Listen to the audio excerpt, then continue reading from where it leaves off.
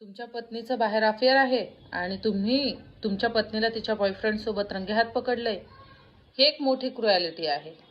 मग अशा परिस्थितीत करायचं काय? तर नमस्कार, मी ॲडव्होकेट श्रुतिका आणि तुमचं मराठी कायद्यामध्ये स्वागत करते. तुमच्या पत्नीचं बाहेर अफेअर आहे आणि अफेअर करत असताना तुमच्या असं लक्षात आलं की माझी पत्नी XY मुलाबरोबर बाहेर फिरतीये आणि तुम्ही तिच्यावर वॉच ठेवला आणि तुम्ही त्यांना रंगेहात पकडलं, तर अशा परिस्थितीमध्ये तिला तिथेच भांडायला सुरुवात करायची नाही किंवा तिला कोणत्याही प्रकारचा त्रास द्यायचा नाही.